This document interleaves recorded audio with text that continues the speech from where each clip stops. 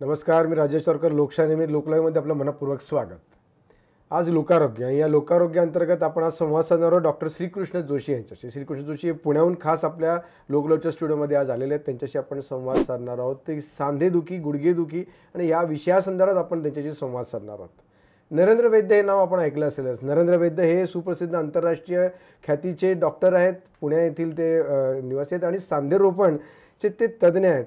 आणि ते रोबोटिक सांधेरोपण जे असतं त्या संदर्भात ते पायोनियर आहेत. पहिले असे तज्ज्ञ आहेत की त्यांनी रोबोटिक सांधेरोपण करायला सुरुवात केली. आणि त्यांच्याच टीममध्ये असलेले डॉक्टर श्रीकृष्ण जोशी आज आपल्या लोकलाईव्हच्या स्टुडिओमध्ये आलेले आहेत. मी आपल्या साऱ्या दर्शकांच्या वतीने डॉक्टर श्रीकृष्ण जोशी यांचं आपल्या लोकलाईव्हच्या स्टुडिओमध्ये मनापासून स्वागत करतो. सर नमस्कार. नमस्कार. नमस्कार. आपण डॉक्टर जोशींकडून जाणून घेणार आहोत की गुडघेदुखी काय असते, ती गुडघेदुखी का होते, ती झाली तर त्याच्यावरती उपाय कशा पद्धतीचे आहेत, सांधेरोपण प्रत्येकाला करावं लागतं का, बरं सांधेरोपण केलं तर ते टिकतं किती दिवस, पुन्हा परत दुखी सुरू होते का, असे अनेक प्रश्न आपल्या सगळ्यांच्या मनामध्ये. त्या सगळ्यांची उकल पुढच्या 20 मिनिटांमध्ये डॉक्टर जोशी आपल्यामध्ये करणार आहेत. मी सुरुवातीला त्यांना विचारतो की गुडघेदुखी ही का आणि कशामुळे, कारण त्याचं प्रमाण खूप वाढत चाललं आहे, ती कशामुळे होते ते आम्हाला सुरुवातीला त्यांनी सांगावं. सर धन्यवाद, आपण मला या ठिकाणी निमंत्रित केलं. आता गुडघ्याचा प्रश्न हा फक्त भारतापुरता असातला भाग नाहीये, तर ही जागतिक स्वरूपाची समस्या आहे. म्हणजे उतारवय जसं सुरू होतं त्या उतारवयामध्ये साधारणतः ही गुडघेदुखी आपल्याला डोकं वर काढताना दिसते. कारण गुडघा हा शरीरातला अत्यंत महत्वाचा सांधा आहे की जो वजन पेलणारा सांधा म्हणून प्रसिद्ध आहे. पूर्वी अशी कल्पना होती की गुडघा हा सांधा फक्त बिजागिरीचा सांधा आहे आणि दरवाजा जसा आत बाहेर उघडतो त्याप्रमाणे फक्त गुडघ्याचे ऍक्शन्स होतात असं लोकांना वाटायचं. पण गुडघ्यामध्ये इंटरनल रोटेशन, एक्सटर्नल रोटेशन अशा विविध प्रकारच्या क्रिया असतात. त्यामुळे गुडघा हा अत्यंत महत्वाचा सांधा आहे. आणि हा वजन पेलणारा जो सांधा आहे या सांध्यामध्ये मुख्यतः दोन हाड आहेत. एक मांडीचा हाड आहे आणि दुसरं नडगीचं हाड आहे. बऱ्याच वेळा गुडघेदुखी म्हणजे ही हाडं दुखतात की काय असं लोकांना वाटतं. पण या सांध्यामध्ये, या मांडीच्या हाडामध्ये आणि नडगीच्या हाडावर एक कठीण असं आवरण असतं ज्याला आपण कुर्च्या म्हणतो. आणि या दोन हाडांच्या मध्ये गादी असते. आणि ही कुर्च्या आणि गादी जेव्हा खराब होते तेव्हा लोकांना गुडघेदुखीचा त्रास होतो. आता तरुण वयामध्ये किंवा खेळताना, पळताना या गुडघ्याच्या सांध्यामध्ये या दोन हाडांना जोडणारे काही बंध असतात किंवा त्या ठिकाणी असणारे काही स्नायू आहेत. बऱ्याच वेळा त्याला इजा झाल्याने सुद्धा गुडघेदुखी होते. किंवा या सांध्याला सूज आली, पडल्यानंतर हे लिगामेंट तुटले किंवा गादीला मार लागला तर यामुळे सुद्धा गुडघेदुखी होते. पण उतार वयातली गुडघेदुखी ही जी आहे ती मुख्यतः हाडांबरोबरच ही खराब झालेली खुर्च्या असेल, गादी असेल यामुळे होणारी गुडघेदुखी आहे हे आपण लक्षात घ्यायला हवं. बोलण्यात एक वाक्य असं आलं की वजन वाढतं, म्हणजे वजन वाढू नये याची काळजी घेणं आवश्यक आहे असं म्हणता येईल. अगदी नक्की.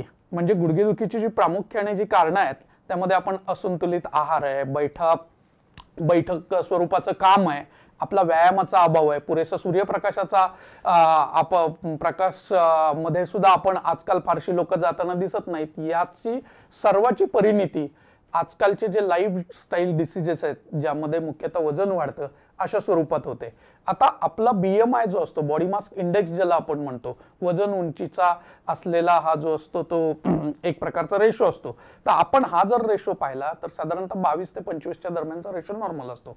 पण जेव्हा वजन वाढलेलं असतं तर ह्या अतिरिक्त वजनाचा भार हा नक्कीच गुडघ्यावर पडणार आहे. आणि त्यामुळं खुर्च्या खराब होण्याचं प्रमाण वाढतं, गादी खराब होण्याचं प्रमाण वाढतं आणि त्यामुळे ही उतार वयातली गुडघेदुखी सुरू होते. अगदी सामान्य भाषेतलं उदाहरण सांगायचं म्हणलं तर गाडी जेव्हा अधिक काळ चालते आणि त्या गाडीचे नवीन असलेल्या टायरची ग्रीप जाऊन ती जशी गुळगुळीत होतात त्या प्रकारची ही खुर्च्या खराब होऊन लोकांना त्रास सुरू होतो. डॉक्टर साहेब, खुर्च्या खराब होणं किंवा गादी खराब झाली की लगेच ऑपरेशन करावं लागतं का? आता हाही एक फार महत्वाचा प्रश्न आहे. बघा, तुम्ही फार महत्वाचा प्रश्न विचारला. कारण लोकांना असं वाटतं की गुडघे खराब झाले की डॉक्टर ऑपरेशन सांगतील आणि परत आपल्याला चालता येऊ शकतं की नाही. तर साधारणतः 70% लोकांना, मी अतिशय जबाबदारीने सांगतोय, 70% लोकांना गुडघ्याच्या ऑपरेशनची गरज असत नाही.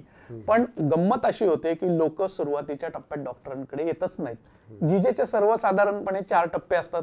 पहिल्या टप्प्यातली जी झीज असते त्यामध्ये केवळ औषधं, काही वेदनाशामक औषधं, योग्य प्रकारचे व्यायाम ज्याला आपण फिजिओथेरपी म्हणतो, अशा स्वरूपाचे उपाय जरी केले तरी गुडघेदुखीला काही लागत नाही.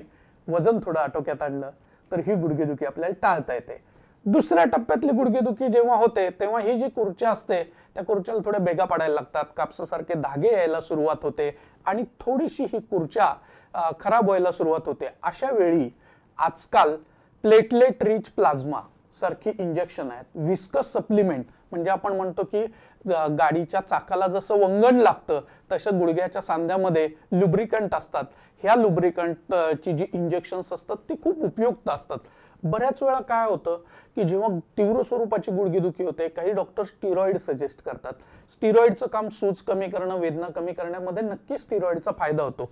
पण ही इंजेक्शन स्टिरॉइडची जर घेतली तर काही वेळा होणाऱ्या जिजेचा वेग वाढतो आणि त्याचा फायदा होण्याऐवजी दुष्परिणामच झाल्याचे जाणवतात. पण हे जे प्लेटलेट रिच प्लाझ्माचं इंजेक्शन आहे अत्यंत सोपं काम आहे. 10 ते 15 मिनिटाची प्रोसिजर असते. आपल्या शरीरातलं रक्त काढलं जातं, त्यातल्या प्लेटलेट ज्या असतात त्या थोड्याशा बाजूला काढल्या जातात आणि त्या कॉन्सन्ट्रेटेड प्लेटलेटचा प्लाझ्मा हा गुडघ्यामध्ये इंजेक्ट केला जातो. आता याच्यामुळे गुडघेदुखी थांबते का? तर काही अंशामध्ये थांबते, पण त्याचा महत्वाचा उपयोग आहे ही ज्या होणाऱ्या जिजेचा वेग आहे तो कमी करणं.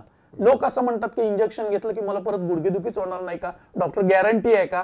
तर असं नाही. पण जो आत्ताचा प्रॉब्लेम आहे, जी नुकतीच आपल्या खुर्चीची झीज सुरू झाली आहे, ही खुर्चीची झीज आपल्याला प्रोलॉंग करण्यासाठी किंवा ह्या जिजेचा वेग कमी करण्यासाठी ही प्लेटलेट रिच प्लाझ्माची इंजेक्शन्स अत्यंत उपयुक्त आहेत.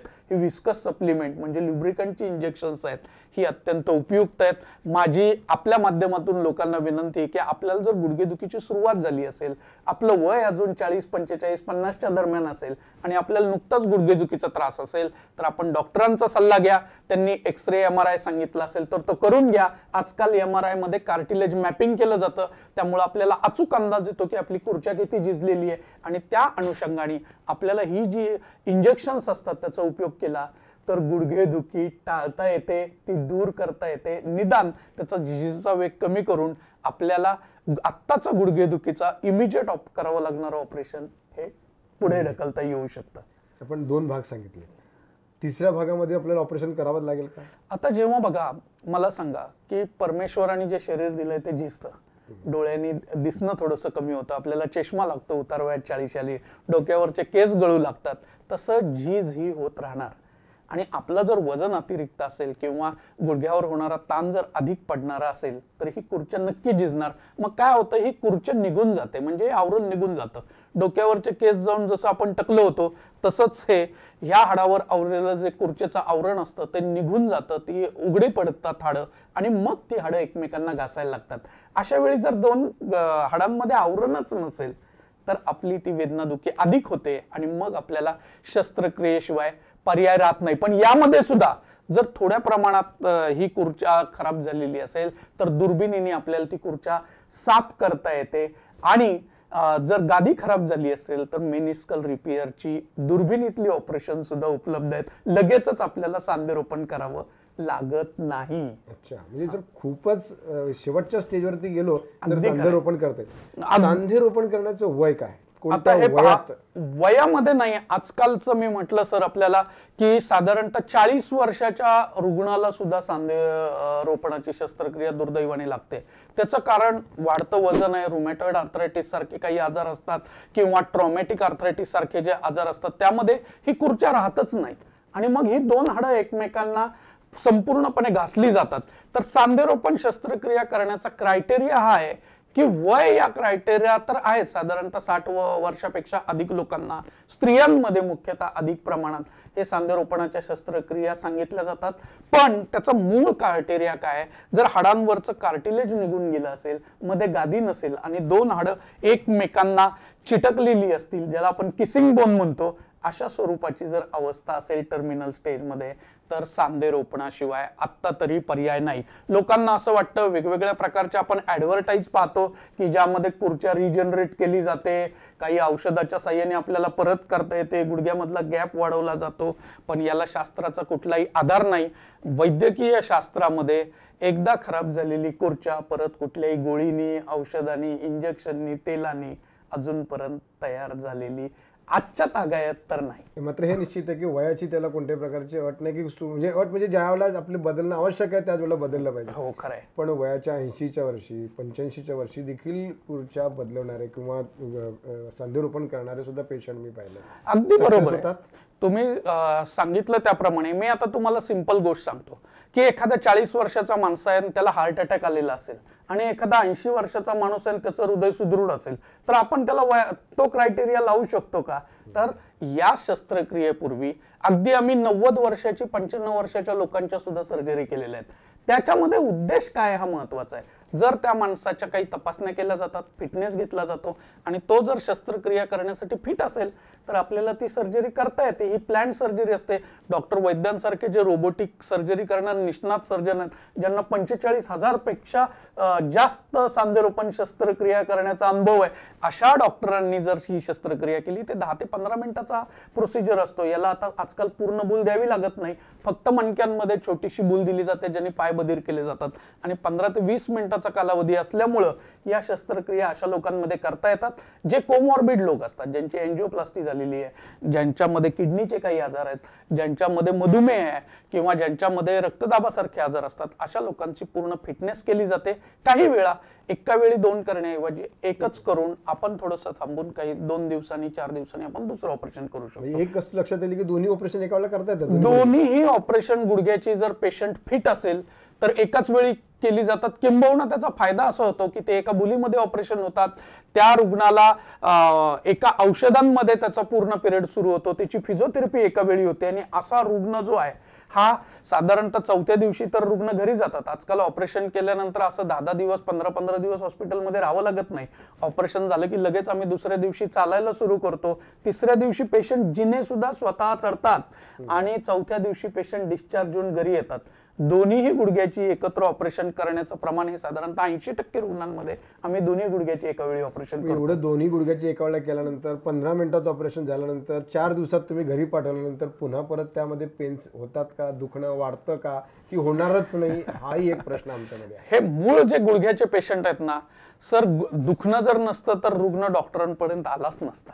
आणि या शस्त्रक्रियेचा मूळ उद्देश दुखणं कमी होणं आणि पेशंटला नैसर्गिक हालचालीचं वरदान परत पूर्ववत प्राप्त करून देणं हेच आहे.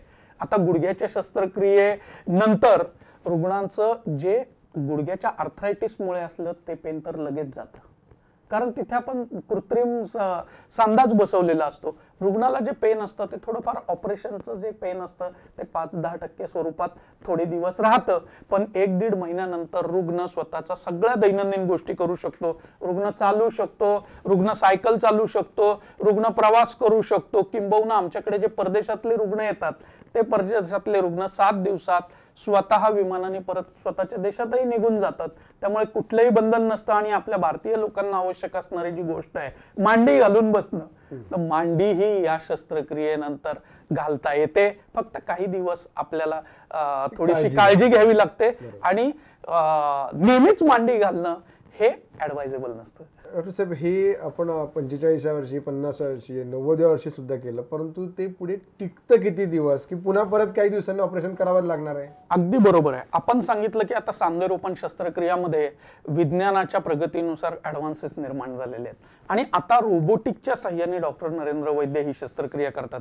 आता रोबोटिक सर्जरी म्हणजे काही रोबोट सर्जरी करत नाही, सर्जनच करत असतो, पण रोबोट त्याला मदत करतो. जसं आपण चष्मा काढतो, चष्म्याचा नंबर जेवढा ऍक्युरेट तेवढं दिसणं आपल्याला चांगलं होतं, तसंच आपली सगळ्या गुडघ्याची जी मोजमाप असतात ती कॉम्प्युटरवर फीड केली जातात.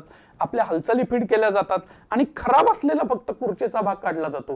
पूर्वी बोन कट करावं लागायचं, साधारणतः वाटीभर बोन जायचं, लिगामेंट रिलीज करावे लागायचे. आता या गोष्टी खूप कमी कराव्या लागतात, रॉड घालावा लागत नाही.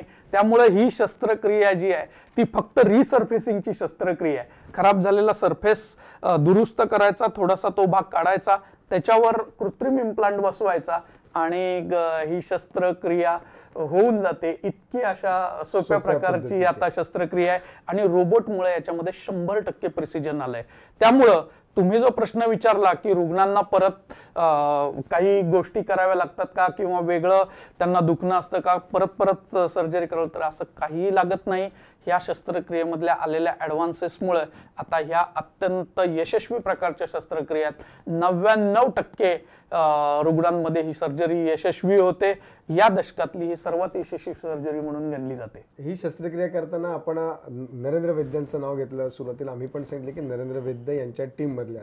मला जर आपली टीम, आपली यंत्रणा, आपण कशा पद्धतीने काम करतो, कुठे करतो, याविषयी जर आम्हाला सविस्तर. लोकमान्य हॉस्पिटल हे पुण्यातलं डॉक्टर नरेंद्र वैद्य सरांच्या माध्यमातून जगाच्या पातळीवर आता पोहोचलेलं हॉस्पिटल आहे. कारण अमेरिकेबाहेरचा पहिला रोबोट डॉक्टर नरेंद्र वैद्य सरांनी लोकमान्य हॉस्पिटलमध्ये आणला. मी आपल्याला सांगितलं तसं आज तागायत जवळपास 45,000हून अधिक सांधेरोपणाच्या शस्त्रक्रिया त्यांनी यशस्वी केल्या आणि रोबोट आणल्यापासून साधारणतः 16,000पेक्षा अधिक रोबोटिक नी रिप्लेसमेंटच्या सर्जरी त्यांनी आज तागायत केलेल्या आहेत. तर लोकमान्य हॉस्पिटलची निगडी, चिंचवड, सेनापती बापट रोड आणि स्वारगेट या ठिकाणी आता 4 हॉस्पिटल आहेत. या 4 हॉस्पिटलच्या माध्यमातून केलं जातं. डॉक्टर नरेंद्र वैद्य यांच्या मार्गदर्शनाखाली 16 ऑर्थोपेडिक सर्जनची टीम सध्या कार्यरत असते आणि आम्ही महाराष्ट्रातले वेगवेगळे भाग, जसं आम्ही जळगावमध्ये आरुश्री हॉस्पिटल जे महेश प्रगती मंडळाच्या बाजूला आहे, इथे दर महिन्यातून एकदा ओपीडी कंडक्ट करत असतो आणि डॉक्टर वैद्य नरेंद्र वैद्य सर सुद्धा स्वतः हे जळगावमध्ये येऊन रुग्णांना आपली सेवा हे नियमितपणे देत असतात. तर या माध्यमातून आम्ही सगळे काम करत असतो. हे शेवटी टीम वर्क आहे. पण लोकांना वाटतं की ही सर्जरी डॉक्टर वैद्य स्वतःच करतात का त्यांच्या टीम मधले कोणी करतात, हा सुद्धा वाटतं. पण ही सर्जरी करण्यासाठी केवळ 15 मिनिटं सरांना लागतात. सर्जरी नंतर फिजिओथेरपी करणं हा सुद्धा एक महत्वाचा भाग असतो. आम्ही लोकांना ही फिजिओथेरपीची सेवा घरपोच देतो. एक महत्त्वाचा विषय तुम्ही सांगितला, फिजिओथेरपी. फिजिओथेरपिस्ट आपला लावला पाहिजे का? ऑपरेशन झाल्यानंतर पुढची काळजी काय घ्यायची आणि त्यासाठी तुमचं कसं सहकार्य असतं, याविषयी जरा सविस्तर सांगा. एक सांगतो, हे ऑपरेशन जे आहे, मी आपल्याला मगाशीच सांगितलं की अत्यंत आता यशस्वी प्रकारचं ऑपरेशन आहे. पण कुठलंही ऑपरेशन झाल्यानंतर त्याची काळजी घेणं हे आपल्याला आवश्यक असतं. जर कोणी सांगत असेल की ऑपरेशन नंतर धोकेच काही नसतात, तर तो डॉक्टर खोटं बोलतो असं मला वाटतं. यामध्ये काही स्वरूपाचे धोके असतात. उदाहरणार्थ इन्फेक्शनचा धोका रुग्णाला संभवू शकतो किंवा पुढे जाऊन त्या रुग्णांचा सांधा लूज होणं, अशा प्रकारचे काही धोके असतात. पण हे धोके खूप कमी प्रमाणात, लाखातून 1-2 पेशंटला हे धोके संभवू शकतात. इन्फेक्शनचा धोकाही 1000-5,000 पेशंट मधून एखाद्या पेशंटला होऊ शकतं. पण त्याच्यावरचे आता उपाय आहेत आणि ते होऊ नयेत यासाठी लोकमान्य हॉस्पिटलमध्ये मॉड्युलर ऑपरेशन थिएटर आहेत, लॅमिनार एअर फ्लो आहे. इव्हन डॉक्टर सर्जरी करताना स्पेस सूट सारखे सूट परिधान करतात की ज्याच्या माध्यमातून इन्फेक्शन रुग्णाला होणार नाही याची आम्ही पूर्णतः काळजी शस्त्रक्रियेपूर्वीच घेत असतो. आता शस्त्रक्रियेनंतरही आपल्याला ती काळजी घ्यावी लागते. यासाठी अगदी सोप्या पद्धतीची फिजिओथेरपी, म्हणजे घरच्या घरी सुद्धा व्यायाम करता येतील अशा प्रकारचे थोडेसे व्यायाम असतात. गुडघ्यानंतर करायचे, टावेल घेऊन गुडघा खाली दाबणं किंवा पायाच्या काही मुवमेंट करणं, अशा स्वरूपाचे सोपे व्यायाम असतात. रुग्णाला घरीही करता येतात आणि ज्या रुग्णांना मदत लागते अशा रुग्णांना आम्ही होम फिजिओथेरपीचा ऑप्शन सुद्धा देतो. अगदी जळगाव मध्ये सुद्धा आम्ही काही ट्रेंड केलेले फिजिओथेरपिस्ट आहेत, ते घरी जाऊन रुग्णाला सर्व्हिस देतात आणि आमचं कम्युनिकेशन त्यांच्या माध्यमातून सतत पेशंटची चालू असतं. ऑपरेशनच्या नंतर तुम्ही जळगावला सुद्धा सर्व्हिस देतात, म्हणजे ऑपरेशन जळगावला होत नाही, ऑपरेशन हे कुठे केलं जातं, इथे आपण काय करतो जळगाव? बरोबर आहे. दर महिन्याला येतात जळगाव मध्ये हे जे आपण मगाशीच सांगितलं की सगळ्याच रुग्णांना काही सर्जरीची गरज लागत नाही, तर आम्ही जळगावमध्ये हे प्लेटलेट रिच प्लाझ्मा सारखी इंजेक्शन्स असतील, विस्को सप्लिमेंट सारखी इंजेक्शन्स असतील, काही लोकांना दुर्बिणीतून शस्त्रक्रिया लागत असतील, तर अशा लोकांना या सर्व्हिसेस ओपीडी माध्यमातून देतो. आणि हे रोबोटच्या साह्याने या शस्त्रक्रियेमध्ये अत्यंत अचूकता, प्रिसिजन, 100% अचिव्हमेंट येते. म्हणून ही ऑपरेशन्स पुण्यातल्या लोकमान्य हॉस्पिटल, मी जे आपल्याला 4 ठिकाणी सांगितली, निगडी आहे, पिंपरी चिंचवड आहे, सेनापती बापट रोड आहे आणि स्वारगेट आहे, या ठिकाणी ही ऑपरेशन्स केली जातात. कारण रोबोट प्रत्येक ठिकाणी नेणं हे फिजिबल नाहीये. म्हणून डॉक्टर साहेब, आमच्या सर्व दर्शकांना आपण काय संदेश द्या? मी संदेश एवढाच दर्शकांना देईल की तुम्ही आजाराला घाबरा, उपचाराला नाही. प्रत्येक स्वरूपाचे उपचार आता उपलब्ध आहेत, भीतीला औषध नाहीये. आणि जर आपण योग्य वेळी, जर लवकरच्या सुरुवातीच्या टप्प्यात येऊन डॉक्टरांना दाखवलं, त्यांनी सांगितलेल्या ज्या काही एक्सरे, MRI सारख्या टेस्ट केल्या, तर आपल्याला जे काही भीती आहे मनात की सांधेरोपणची शस्त्रक्रिया लागेल आणि शस्त्रक्रियेनंतर आपल्याला चालता येईल की नाही, तर ही भीती किंवा हा गैरसमज राहणारच नाही. कारण ह्या PRP सारखे इंजेक्शन्स असतील, विस्कस सप्लिमेंट सारखे इंजेक्शन्स असतील, काही गोळ्या असतील, काही फिजिओथेरपी असतील किंवा आर्थोस्कोपी सारखे एक दिवसात बरे करणारे काही उपचार असतील, या उपचाराच्या साह्याने आपल्याला गुडघेदुखी पूर्णपणे नियंत्रणात आणता येते.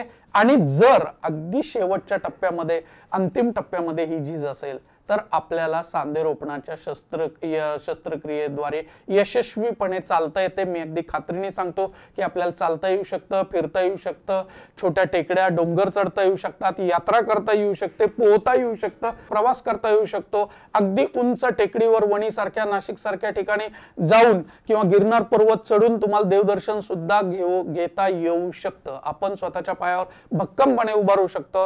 हे विज्ञानाने दिलेलं आपल्याला वरदान आहे. धन्यवाद डॉक्टर साहेब. डॉक्टर साहेबांनी एक महत्त्वाचा विषय दिला की गुडघेदुखी ही आपल्याला टाळता येऊ शकते जर वेळेवरती वेळेच उपचार जर आपण घेतलेत आणि ते जर उपचाराला आपण घाबरलो नाही तर निश्चित गुडघेदुखी आपल्याला टाळता येते. आणि जर गुडघेदुखी झालीच तर लोकमान्य हॉस्पिटल आपल्यासाठी आहेच आणि ते अतिशय व्यवस्थितरित्या तुम्हाला सुचारू पद्धतीने पुढचं जीवन अतिशय व्यवस्थितरित्या व्यतीत करता येईल अशी हमी सुद्धा डॉक्टर साहेबांनी या ठिकाणी घेतली.